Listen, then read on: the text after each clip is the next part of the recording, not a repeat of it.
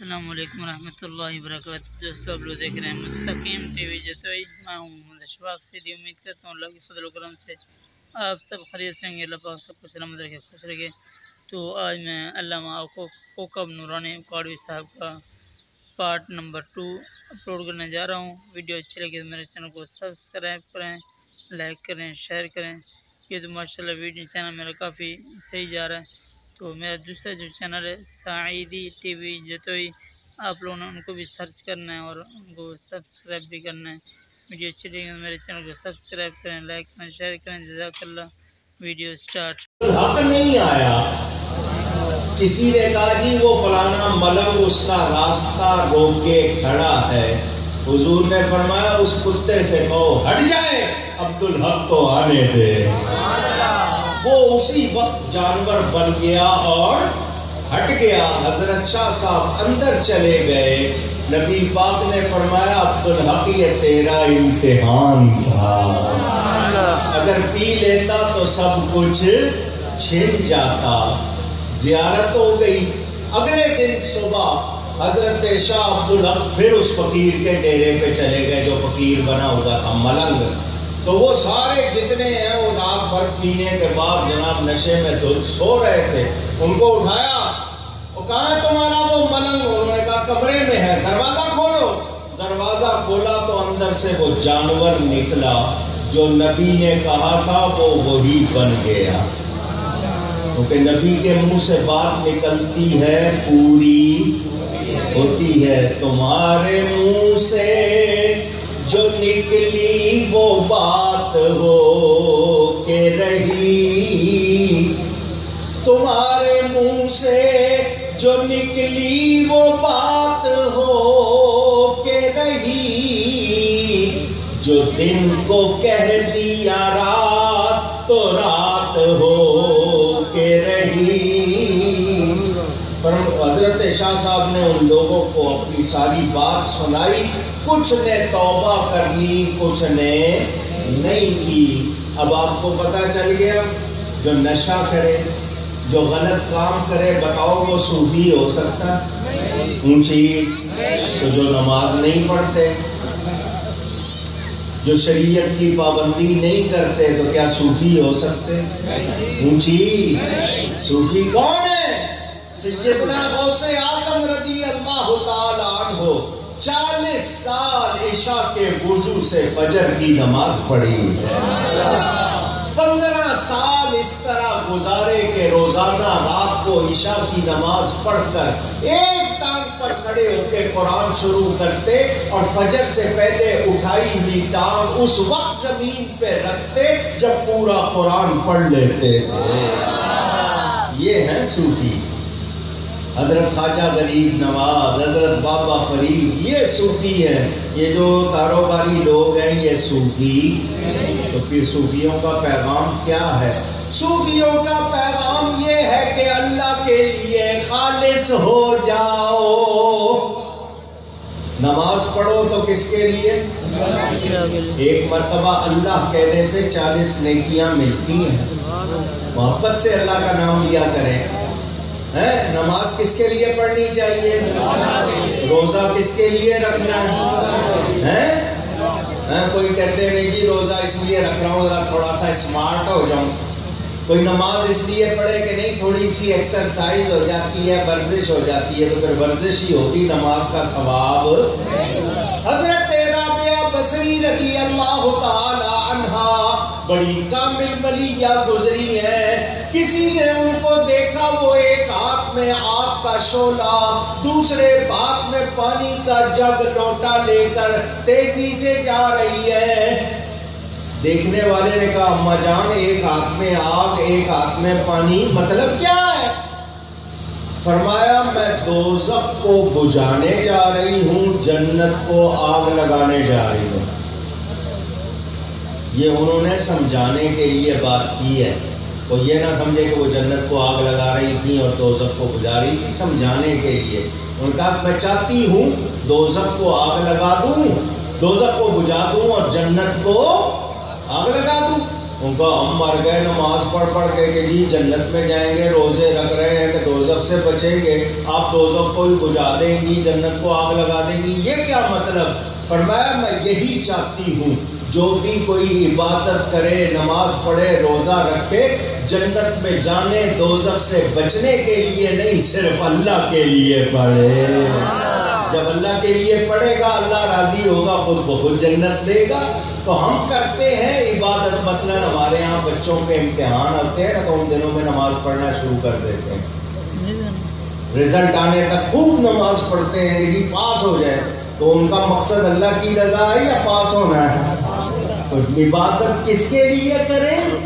اللہ کے لیے۔ یہ ہے صوفیاء کا پیغام، اللہ کے لیے ہو جاؤ، کیونکہ حدیث میں فرمایا گیا من کان للہ کان اللہ لہ، جو اللہ کا ہو جاتا ہے اللہ اس کا ہو جاتا ہے۔ کیسا ہو جاتا ہے؟ وہ جو علامہ اقبال نے بھی کہا نا، خودی کو کر بلند اتنا کہ ہر تقدیر سے پہلے خدا بندے سے خود پوچھے بتا تیری رضا کیا ہے۔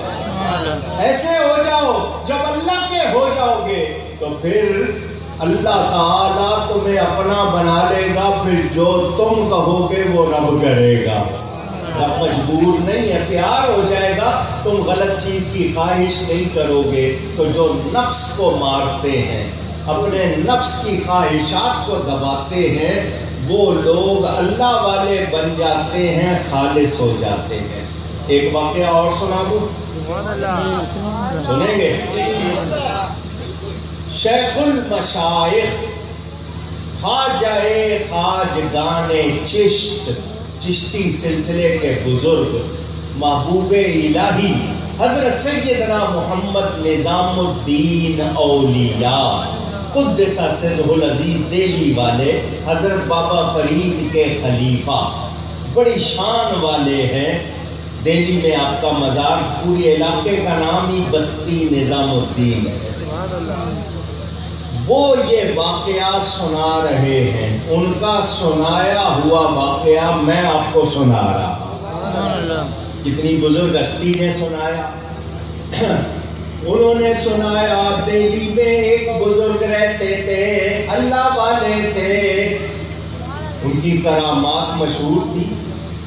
ان کی بیوی نے کہا حضرت جی لوگ آپ کی کرامتیں بہت سناتے ہیں، باتیں کرتے ہیں، کوئی کرامت مجھے بھی دکھاؤ۔ کوئی کرامت، کرامت کس کو کہتے ہیں؟ آپ کی عادت کے خلاف، خارق عادت، اس کے خلاف بات ہو جائے، کام اللہ کا ہے، ظاہر ولی سے ہوگا، اس کو کرامت کہتے ہیں۔ مثلا دور کی چیز جلدی سے آ جانا، ناممکن بات ہو جانا۔ قرآن میں واقعہ ہے نا حضرت سلیمان علیہ السلام کا، وہ تخت لایا تھا۔ تو کرامت اللہ کا کام ہے، ظاہر ہوتا ہے اللہ کے ولی سے۔ تو بیوی نے کہا حضرت جی مجھے بھی کوئی کرامت دکھائیں، سارے آپ کی کرامتوں کی بات کرتے ہیں۔ آپ لوگوں کی بیویاں بھی اگر ہوں نا تو ذرا آپ کی خوبیاں دیر سے ہی مانگتی ہیں فوراً، سب کا حال ایک جیسا نہیں۔ بیوی نے کہا حضرت جی مجھے بھی کوئی کرامت دکھائے۔ فرمایا حلوہ پکاؤ۔ کیا پکاؤ؟ حلوہ عربی کا لفظ ہے، میٹھی چیز کو کہتے ہیں، حلاوت مٹھاس کو کہتے ہیں، میٹھی چیز کو حلوہ کہتے ہیں۔ اور آپ کو پتا ہے ہم سنی کھاتے ہیں حلوہ، اور وہ دوسرے کھاتے ہیں کوا۔ وہ کیا کھاتے ہیں؟ ان کے فتاوی رشیدیہ میں لکھا ہے کوا کھانا ثواب ہے، اور ہمارے نزدیک کوا کھانا حرام ہے۔ تو جیسی غذا ویسا اثر، وہ کوا کھاتے ہیں، کائیں کائیں کرتے ہیں، ہم حلوہ کھاتے ہیں، نبی کی نعتیں پڑھتے ہیں۔ حلوے کا پھر جلوہ ہوتا ہے نا، سنی کیا پڑھتا ہے حلوہ کھا کے؟ سب سے اولا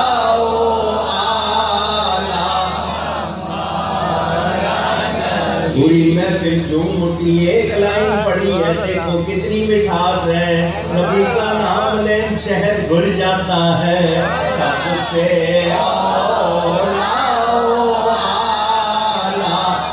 हमारा नबी, सबसे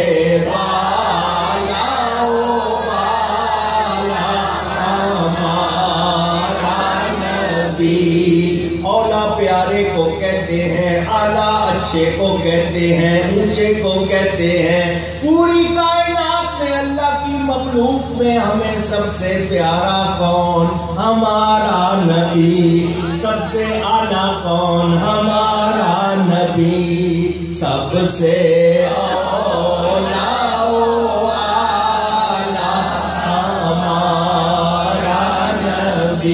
सल्लल्लाहु अलैहि वसल्लम। क्या कहा उन्होंने बीवी को? हलवा बनाओ। उसने हलवा बना लिया। फरमाया बर्तन में, आज आप डोंगा कहते हैं, डिश कहते हैं, परात कहते हैं, बर्तन में ले लो। ले लिया। उनको लेकर वो आ गए दरिया के किनारे। दिल्ली में बड़ा मशहूर दरिया बहता है, उसके गंगा जमुना क्या कहते हैं, उसके किनारे आ गए। जब किनारे आ गए तो पीर साहब ने बीवी से कहा, ये हलवा ले जाओ, दरिया के उस पार एक बाबा जी बैठे हुए हैं, उनको खिला दो। हलवा ले जाओ और उनको खिला दो। खातून कहने लगी, कश्ती नहीं है, पुल भी नहीं है, कोई और चीज नहीं, मैं तैरना नहीं जानती, मैं दरिया कैसे पार करूंगी? मुझे तो तैरना भी नहीं आता, कोई पुल भी नहीं है, कश्ती भी नहीं है। हजरत साहब ने फरमाया, दरिया के किनारे पर जाकर कहो, ए दरिया, मुझे उसने भेजा है जिसने कभी मुझे हाथ नहीं लगाया, जिसने मुझे कभी हाथ, मुझे रास्ता दे दे। बीवी कहने लगी, मैं आपकी बीवी हूँ, बच्चे हैं, और आप कह रहे हैं कभी हाथ नहीं लगाया। फरमाया करामत देखनी है या नहीं? उसने कहा जी देखनी है। फरमाया फिर जैसा कहता हूँ वैसा, जो कामिल मुर्शिद हो। कौन?